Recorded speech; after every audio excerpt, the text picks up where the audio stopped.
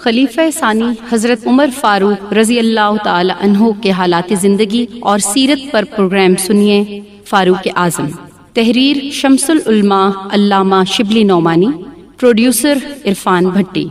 اب ہم اختصار کے ساتھ ان واقعات کا ذکر کرتے ہیں۔ حضرت صلی اللہ علیہ وسلم نے جب مدینہ کو ہجرت کی تو قریش کو خیال ہوا کہ اگر مسلمانوں کا جلد استحصال نہ کر دیا جائے تو وہ زور پکڑ جائیں گے۔ اس خیال سے انہوں نے مدینہ پر حملے کی تیاریاں شروع کی۔ تاہم ہجرت کے دوسرے سال تک کوئی قابل ذکر مارکا نہیں ہوا۔ صرف اس قدر ہوا کہ 2-3 دفعہ قریش چھوٹے چھوٹے گروہ کے ساتھ مدینہ کی طرف بڑھے، لیکن حضرت صلی اللہ علیہ وسلم نے خبر پا کر ان کو روکنے کے لیے تھوڑی تھوڑی سی فوجیں بھیجی اور وہ وہیں رک گئے۔ سن 2 ہجری سن 624 عیسوی میں بدر کا واقعہ پیش آیا جو نہایت مشہور مارکا ہے۔ اس کی ابتدا یوں ہوئی کہ ابو سفیان جو قریش کا سردار تھا، تجارت کا مال لے کر شام سے واپس آ رہا تھا کہ راہ میں یہ غلط خبر سن کر کہ مسلمان اس پر حملہ کرنے چاہتے ہیں، قریش کے پاس قاصد بھیجا اور ساتھ ہی تمام مکہ اڑ آیا۔ رسول اللہ صلی اللہ علیہ وسلم یہ خبر سن کر 300 آدمیوں کے ساتھ مدینہ سے روانہ ہوئے۔ عام مورخین کا بیان ہے کہ رسول اللہ صلی اللہ علیہ وسلم کا مدینے سے نکلنا صرف قافلہ کے لوٹنے کی غرض سے تھا، لیکن یہ امر محض غلط ہے۔ قرآن مجید جس سے زیادہ کوئی قطعی شہادت نہیں ہو سکتی، اس میں جہاں اس واقعے کا ذکر ہے یہ الفاظ ہیں۔ ترجمہ: جیسا کہ تجھ کو تیرے پروردگار نے تیرے گھر یعنی کہ مدینہ سے سچائی پر نکالا، اور بے شک مسلمانوں کا ایک گروہ ناخوش تھا، وہ تجھ سے سچی بات پر جھگڑتے تھے، بعد اس کے سچی بات ظاہر ہو گئی، گویا کہ وہ موت کی طرف ہانکے جاتے ہیں اور وہ اس کو دیکھ رہے ہیں، اور جبکہ خدا 2 گروہوں میں سے ایک کا تم سے وعدہ کرتا تھا اور تم چاہتے تھے کہ جس گروہ میں کچھ زور نہیں ہے وہ ہاتھ آئے۔ جب حضرت صلی اللہ علیہ وسلم نے مدینہ سے نکلنا چاہا تو مسلمانوں کا ایک گروہ ہچکچاتا تھا اور وہ سمجھتا تھا کہ موت کے منہ میں جانا ہے، اور مدینے سے نکلتے وقت کافروں کے 2 گروہ تھے، ایک غیر ذات الشوکہ یعنی ابو سفیان کا کاروان تجارت، اور دوسرا قریش کا گروہ جو مکہ سے حملہ کرنے کے لیے سر و سامان کے ساتھ نکل چکا تھا۔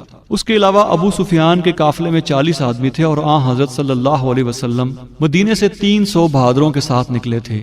300 آدمی 40 آدمی کے مقابلے میں کسی طرح موت کے منہ میں جانا نہیں خیال کر سکتے تھے، اس لیے اگر حضرت صلی اللہ علیہ وسلم قافلے کے لوٹنے کے لیے نکلتے تو خدا ہرگز قرآن مجید میں یہ نہ فرماتا کہ مسلمان ان کے مقابلے کو موت کے منہ میں جانا سمجھتے تھے۔ بہرحال 8 رمضان سن 2 ہجری کو حضرت صلی اللہ علیہ وسلم 313 آدمیوں کے ساتھ، جن میں 83 مہاجرین اور باقی انصار تھے، مدینہ سے روانہ ہوئے۔ قریش کے ساتھ 950 کی جمعیت تھی، جن میں بڑے بڑے مشہور بہادر شریک تھے۔ مقام بدر میں جو مدینہ منورہ سے قریباً 6 منزل ہے، معرکہ ہوا اور کفار کو شکست ہوئی۔ مسلمانوں میں سے 14 آدمی شہید ہوئے، جن میں 6 مہاجر اور 8 انصار تھے۔ قریش کی طرف سے 70 مقتول اور 80 گرفتار ہوئے۔ مقتولین میں ابو جہل، عتبہ بن ربیعہ، شیبہ اور بڑے بڑے رؤسائے مکہ تھے، اور ان کے قتل ہونے سے قریش کا زور ٹوٹ گیا۔ حضرت عمر رضی اللہ تعالیٰ عنہ اگرچہ اس مارکہ میں رائے و تدبیر، جاں بازی و پامردگی کے لحاظ سے ہر موقع پر رسول اللہ صلی اللہ علیہ وسلم کے دستے بازو تھے، لیکن ان کی شرکت کی مخصوص خصوصیات یہ ہیں۔ نمبر 1، قریش کے تمام قبائل اس مارکہ میں آئے، لیکن بنو عدی یعنی حضرت عمر رضی اللہ تعالیٰ عنہ کے قبیلے میں سے ایک متنفس بھی جنگ میں شریک نہیں ہوا، اور یہ امر جہاں تک قیاس کیا جا سکتا ہے صرف حضرت عمر رضی اللہ تعالیٰ عنہ کے رعب اور ادب کا اثر تھا۔ نمبر 2، حضرت عمر رضی اللہ تعالیٰ عنہ کے ساتھ ان کے قبیلے اور خلفاء کے 12 آدمی شریک جنگ تھے، جن کے نام یہ ہیں: زید بن عبداللہ بن سراقہ، عمرو بن سراقہ، واقد بن عبداللہ، خولی بن ابی خولی، عامر بن ربیعہ، عامر بن وکیر، خالد بن وکیر، حیاس بن وکیر، عاقل بن وکیر رضی اللہ تعالیٰ عنہ۔ نمبر 3، سب سے پہلے جو شخص اس مارکہ میں شہید ہوا وہ معجے حضرت عمر رضی اللہ تعالیٰ عنہ کا غلام تھا۔ نمبر 4، عاصی بن ہشام بن مغیرہ جو قریش کا ایک معزز سردار اور حضرت عمر رضی اللہ تعالیٰ عنہ کا ماموں تھا، حضرت عمر رضی اللہ تعالیٰ عنہ کے ہاتھ سے مارا گیا۔ یہ بات حضرت عمر رضی اللہ تعالیٰ عنہ کی خصوصیات میں شمار کی گئی ہے کہ اسلام کے معاملات میں قرابت اور محبت کا اثر ان پر کبھی غالب نہیں آ سکتا تھا، چنانچہ یہ واقعہ اس کی پہلی مثال ہے۔ اس مارکہ میں مخالف کی فوج میں سے جو لوگ زندہ گرفتار ہوئے ان کی تعداد کم و بیش 70 تھی، اور ان میں سے اکثر قریش کے بڑے بڑے سردار تھے، مثلا حضرت عباس رضی اللہ تعالیٰ عنہ، عقیل جو حضرت علی رضی اللہ تعالیٰ عنہ کے بھائی، ابو العاص بن الربیع، ولید بن عبد الولید۔ ان سرداروں کا ذلت کے ساتھ گرفتار ہو کر آنا ایک عبرت خیز سما تھا۔ جس نے مسلمانوں کے دل پر بھی اثر کیا، یہاں تک کہ رسول اللہ صلی اللہ علیہ وسلم کی زوجہ مبارکہ حضرت سودا رضی اللہ تعالیٰ عنہ کی نظر جب ان پر پڑی تو بے اختیار بول اٹھی کہ ترجمہ تم مطیع ہو کر آئے ہو، شریفوں کی طرح لڑ کر مر نہیں گئے۔ قیدیوں کے معاملے میں حضرت عمر رضی اللہ تعالیٰ عنہ کی رائے، اس بنا پر یہ بحث پیدا ہوئی کہ ان لوگوں کے ساتھ کیا سلوک کیا جائے۔ رسول اللہ صلی اللہ علیہ وسلم نے تمام صحابہ سے رائے لی اور لوگوں نے مختلف رائیں دیں۔ حضرت ابو بکر رضی اللہ تعالیٰ عنہ نے کہا کہ یہ اپنے ہی بھائی بند ہیں، اس لیے فدیہ لے کر چھوڑ دیا جائے۔ حضرت عمر رضی اللہ تعالیٰ عنہ نے اختلاف کیا اور کہا کہ اسلام کے معاملے میں رشتہ و قرابت کو دخل نہیں، ان سب کو قتل کر دینا چاہیے، اور اس طرح کہ ہم میں سے ہر شخص اپنے عزیز کو آپ قتل کرے، علی عقیل کی گردن ماریں، حمزہ عباس کا سر اڑائیں، اور فلاں شخص جو میرا عزیز ہے اس کا کام میں تمام کروں۔ حضرت صلی اللہ علیہ وسلم نے شان رحمت کے اقتضاء سے حضرت ابو بکر رضی اللہ تعالیٰ عنہ کی رائے پسند کی اور فدیہ لے کر چھوڑ دیا۔ اس پر یہ آیت نازل ہوئی، ترجمہ کسی پیغمبر کے لیے یہ زیبا نہیں کہ اس کے پاس قیدی ہوں جب تک کہ وہ خوب خونریزی نہ کر لے۔ بدر کی فتح نے اگرچہ قریش کے زور کو گھٹایا، لیکن اس سے اور نئی مشکلات کا ایک سلسلہ شروع ہوا۔ مدینہ منورہ اور اس کے اطراف پر ایک مدت سے یہودیوں نے قبضہ کر رکھا تھا۔ حضرت صلی اللہ علیہ وسلم جب مدینہ تشریف لائے تو ملکی انتظامات کے سلسلے میں سب سے پہلے یہ کام کیا کہ یہودیوں سے معاہدہ کیا کہ مسلمانوں کے برخلاف دشمن کو مدد نہ دیں گے، اور کوئی دشمن مدینہ پر چڑھ آئے تو مسلمانوں کی مدد کریں گے۔ لیکن جب حضرت صلی اللہ علیہ وسلم بدر سے فتح یاب آئے تو ان کو ڈر پیدا ہوا کہ مسلمان زور پکڑ کر ان کے برابر کے حریف نہ بن جائیں، چنانچہ خود چھیڑ شروع کی اور کہا کہ قریش والے تو فن حرب سے ناشنا تھے، ہم سے کام پڑتا تو ہم دکھا دیتے کہ لڑنا کس کو کہتے ہیں۔ اور نوبت یہاں تک پہنچی کہ رسول اللہ صلی اللہ علیہ وسلم سے جو معاہدہ کیا تھا وہ توڑ ڈالا۔ حضرت صلی اللہ علیہ وسلم نے شوال 2 ہجری میں ان پر چڑھائی کی اور بالآخر وہ گرفتار ہو کر مدینہ سے جلا وطن کر دیے گئے۔ اسلام کی تاریخوں میں یہودیوں سے لڑائیوں کو جو ایک متصل سلسلہ نظر آتا ہے، اس کی ابتدا اسی سے ہوئی تھی۔ غزوہ سویق۔ قریش بدر میں شکست کھا کر انتقام کے جوش میں بے تاب تھے۔ ابو سفیان نے عہد کر لیا تھا کہ جب تک بدر کا انتقام نہ لوں گا غسل تک نہ کروں گا۔ چنانچہ ذوالحج 2 ہجری میں 200 شتر سواروں کے ساتھ مدینہ کے قریب پہنچ کر دھوکے سے 2 مسلمانوں کو پکڑا اور ان کو قتل کر دیا۔ رسول اللہ صلی اللہ علیہ وسلم کو خبر ہوئی تو آپ نے تعاقب کیا، لیکن ابو سفیان نکل گیا تھا۔ اس قسم کے چھوٹے چھوٹے واقعات اور بھی پیش آتے رہے، یہاں تک کہ شوال 3 ہجری سن 625 عیسوی میں جنگ احد کا مشہور واقعہ ہوا۔ اس واقعے کی تفصیل یہ ہے کہ اکرمہ بن ابی جہل اور دیگر بہت سے سرداران قریش نے ابو سفیان سے جا کر کہا کہ اگر تم مصارف کا ذمہ اٹھاؤ تو اب بھی بدر کا انتقام لیا جا سکتا ہے۔ ابو سفیان نے قبول کیا اور اسی وقت حملے کی تیاریاں شروع ہو گئیں۔ کنانا اور تہامہ کے تمام قبائل بھی ساتھ ساتھ ہو گئے۔ ابو سفیان ان کا سپہ سالار بن کر بڑے سر و سامان کے ساتھ مکہ سے روانہ ہوا اور ماہ شوال بدھ کے دن مدینہ منورہ کے قریب پہنچ کر مقام کیا۔ حضرت صلی اللہ علیہ وسلم کی رائے تھی کہ مدینہ میں ٹھہر کر قریش کا حملہ روکا جائے، لیکن صحابہ نے نہ مانا اور آخر مجبور ہو کر جمعہ کے دن مدینے سے نکلے۔ قریش کی تعداد 3000 تھی، جس میں 200 سوار اور 700 زرہ پوش بھی تھے۔ میمنہ کے افسر خالد بن ولید اور میسرہ کے اکرمہ بن ابی جہل تھے، اور اس وقت تک یہ دونوں صاحب اسلام نہیں لائے تھے۔ ادھر کل 700 آدمی تھے، جن میں 100 زرہ پوش اور صرف 2 سوار تھے۔ مدینہ سے قریباً 3 میل پر احد ایک پہاڑ ہے، اس کے دامن میں دونوں فوجیں صف راہ ہوئیں۔ حضرت صلی اللہ علیہ وسلم نے عبداللہ بن جبیر کو 50 تیر اندازوں کے ساتھ فوج کے عقب پر متعین کیا کہ ادھر سے کفار حملہ نہ کر پائیں۔ 7 شوال ہفتہ کے دن لڑائی شروع ہوئی۔ سب سے پہلے زبیر نے اپنے رقاب کی فوج کو لے کر حملہ کیا اور قریش کے میمنہ کو شکست دی۔ پھر عام جنگ شروع ہوئی۔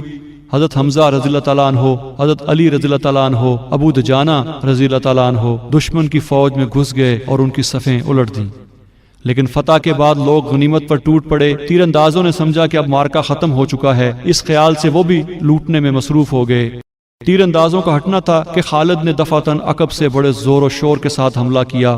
مسلمان چونکہ ہتھیار ڈال کر غنیمت میں مصروف ہو چکے تھے، اس ناگہانی زد کو نہ روک سکے۔ کفار نے رسول اللہ صلی اللہ علیہ وسلم پر پتھروں اور تیروں کی بوچھاڑ کی، یہاں تک کہ آپ کے دندان مبارک شہید ہوئے، پیشانی پر زخم آیا اور رخساروں میں مغفر کی کڑیاں چپ گئیں۔ اس کے ساتھ آپ ایک گڑھے میں گر پڑے اور لوگوں کی نظر سے چھپ گئے۔ اس برہمی میں یہ غول پڑ گیا کہ رسول اللہ صلی اللہ علیہ وسلم مارے گئے۔ اسی خبر نے مسلمانوں کے استقلال کو متزلزل کر دیا اور جو جہاں تھا وہی سراسیمہ ہو کر رہ گیا۔ اس امر میں اختلاف ہے کہ آن حضرت صلی اللہ علیہ وسلم کے ساتھ اخیر تک کس قدر صحابہ ثابت قدم رہے۔ صحیح مسلم میں حضرت انس رضی اللہ تعالیٰ عنہ سے روایت ہے کہ احد میں آن حضرت صلی اللہ علیہ وسلم کے ساتھ صرف 7 انصار اور 2 قریشی یعنی سعد اور طلحہ رہ گئے تھے۔ نسائی اور بیہقی میں بسند صحیح منقول ہے کہ 11 انصار اور طلحہ کے سوا اور کوئی آن حضرت صلی اللہ علیہ وسلم کے ساتھ نہیں رہا تھا۔ محمد بن سعد رضی اللہ تعالیٰ عنہ نے 14 آدمیوں کا نام لیا ہے۔ اسی طرح اور بھی مختلف روایتیں ہیں۔ حافظ ابن حجر نے فتح الباری میں ان روایتوں میں سے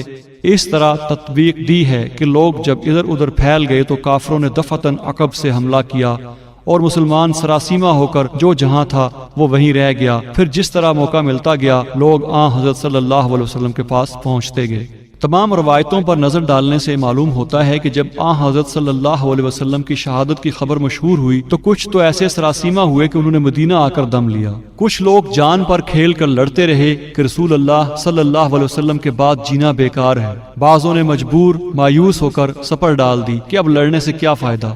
حضرت عمر رضی اللہ تعالیٰ عنہ اس تیسرے گروہ میں تھے۔ علامہ طبری میں بسند متصل جس کے رواں حمید بن سلمہ، محمد بن اسحاق، قاسم بن عبد الرحمن بن رافع ہیں، روایت کی ہے کہ اس موقع پر جب انس بن نضر رضی اللہ تعالیٰ عنہ نے حضرت عمر رضی اللہ تعالیٰ عنہ اور حضرت طلحہ رضی اللہ تعالیٰ عنہ اور چند مہاجرین اور انصار کو دیکھا کہ مایوس ہو کر بیٹھ گئے ہیں تو پوچھا کہ بیٹھے کیا کرتے ہو؟ ان لوگوں نے کہا کہ رسول اللہ نے جو شہادت پائی۔ انس رضی اللہ تعالیٰ عنہ بولے کہ رسول اللہ کے بعد زندہ رہ کر کیا کرو گے؟ تم بھی انہی کی طرح لڑو اور مر جاؤ۔ یہ کہہ کر کفار پر حملہ آور ہوئے اور شہادت حاصل کی۔ قاضی ابو یوسف نے خود حضرت عمر رضی اللہ تعالیٰ عنہ کی زبانی نقل کیا ہے کہ انس بن نضر میرے پاس سے گزرے اور مجھ سے پوچھا کہ رسول اللہ صلی اللہ علیہ وسلم پر کیا گزری؟ میں نے کہا کہ میرا خیال ہے کہ آپ شہید ہوئے۔ انس رضی اللہ تعالیٰ عنہ نے کہا کہ رسول اللہ شہید ہوئے تو ہوئے، خدا تو زندہ ہے۔ یہ کہہ کر تلوار میان سے کھینچ لی اور اس قدر لڑے کہ شہادت حاصل کی۔ ابن حشام میں ہے کہ انس رضی اللہ تعالیٰ عنہ نے اس واقعے میں 17 زخم کھائے۔ طبری کی روایت میں یہ امر لحاظ کے قابل ہے کہ حضرت عمر رضی اللہ تعالیٰ عنہ کے ساتھیوں میں طلحہ رضی اللہ تعالیٰ عنہ کا نام بھی ہے، اور یہ مسلم ہے کہ اس مارکے میں ان سے زیادہ کوئی ثابت قدم نہیں رہا تھا۔ بہرحال یہ امر تمام روایتوں سے ثابت ہے کہ سخت برہمی کی حالت میں بھی حضرت عمر رضی اللہ تعالیٰ عنہ میدان جنگ سے نہیں ہٹے، اور جب آن حضرت صلی اللہ علیہ وسلم کا زندہ ہونا معلوم ہوا تو فوراً خدمت میں پہنچے۔ طبری اور سیرت ہشام میں ہے ترجمہ: پھر جب مسلمانوں نے رسول اللہ کو دیکھا تو آن حضرت صلی اللہ علیہ وسلم کے پاس پہنچے اور آپ لوگوں کو لے کر پہاڑ کے درے پر چڑھ گئے۔ اس وقت آپ صلی اللہ علیہ وسلم کے ساتھ حضرت علی، حضرت ابوبکر، حضرت عمر، طلحہ بن عبید اللہ، زبیر بن عوام اور حارث بن سما رضی اللہ تعالیٰ عنہم تھے۔ علامہ بلازری صرف ایک مورخ ہیں جنہوں نے انصاب الاشراف میں حضرت عمر رضی اللہ تعالیٰ عنہ کے حال میں یہ لکھا ہے، یعنی ترجمہ حضرت عمر رضی اللہ تعالیٰ عنہ ان لوگوں میں سے تھے جو احد کے دن بھاگ گئے تھے، لیکن خدا نے ان کو معاف کر دیا۔ علامہ بلازری نے ایک اور روایت نقل کی ہے جس کا خلاصہ یہ ہے کہ حضرت عمر رضی اللہ تعالیٰ عنہ نے جب اپنی خلافت کے زمانے میں لوگوں کے روزینے مقرر کیے تو ایک شخص کے روزینے کی نسبت لوگوں نے کہا کہ اس سے زیادہ مستحق آپ کے فرزند عبداللہ ہیں۔ حضرت عمر رضی اللہ تعالیٰ عنہ نے فرمایا کہ نہیں، کیونکہ اس کا باپ احد کی لڑائی میں ثابت قدم رہا تھا اور عبداللہ کا باپ یعنی حضرت عمر نہیں رہا تھا۔ لیکن یہ روایت قطع نظر اس کے کہ درایتاً غلط ہے، کیونکہ مارکہ جہاد سے بھاگنا ایک ایسا ننگ تھا جس کو کوئی شخص اعلانیہ تسلیم نہیں کر سکتا تھا۔ اصول روایت کے لحاظ سے بھی ہم اس پر اعتبار نہیں کر سکتے۔ علامہ موصوف نے جس روایت کی سند سے یہ روایت بیان کی ہے ان میں عباس بن عبداللہ الباقسائے اور غیث بن اسحاق ہیں، اور دونوں مجہول الحال ہیں۔ اس کے علاوہ اور تمام روایتیں اس کے خلاف ہیں۔ اس بحث کے بعد ہم پھر اصل واقعے کی طرف آتے ہیں۔ خالد ایک دستہ فوج کے ساتھ آن حضرت صلی اللہ علیہ وسلم کی طرف بڑھے۔ رسول اللہ صلی اللہ علیہ وسلم اس وقت 30 صحابہ کے ساتھ پہاڑ پر تشریف رکھتے تھے۔ خالد کو آتا دیکھا تو فرمایا کہ خدایا یہ لوگ یہاں تک نہ آنے پائیں۔ حضرت عمر رضی اللہ تعالیٰ عنہ نے چند مہاجرین اور انصار کے ساتھ آگے بڑھ کر حملہ کیا اور ان لوگوں کو ہٹا دیا۔ ابو سفیان سالار قریش نے درہ کے قریب پہنچ کر پکارا کہ اس گروہ میں محمد ہیں یا نہیں۔ آن حضرت صلی اللہ علیہ وسلم نے اشارہ کیا کہ کوئی جواب نہ دے۔ ابو سفیان نے پھر حضرت ابو بکر و عمر رضی اللہ تعالیٰ عنہم کا نام لے کر کہا کہ یہ دونوں اس مجمع میں ہیں یا نہیں، اور جب کسی نے کچھ جواب نہ دیا تو بولا کہ ضرور یہ لوگ مارے گئے۔ حضرت عمر رضی اللہ تعالیٰ عنہ سے رہا نہ گیا اور پکار کر کہا کہ او دشمن خدا، ہم سب زندہ ہیں۔ ابو سفیان نے کہا ترجمہ: اے حبل، ایک بت کا نام تھا، اے حبل بلند ہو۔ رسول اللہ صلی اللہ علیہ وسلم نے حضرت عمر رضی اللہ تعالیٰ عنہ سے فرمایا کہ جواب دو۔ ترجمہ: خدا بلند و برتر ہے۔ علامہ شبلی نعمانی کی معرکۃ الآراء تصنیف الفاروق پر مبنی پروگرام آپ سن رہے تھے فاروق اعظم۔ ریکارڈنگ انجینئر واجد محمود، آواز تحقیق و پروڈیوسر عرفان بھٹی، پیشکش رفا انسٹیٹیوٹ آف میڈیا سائنسز۔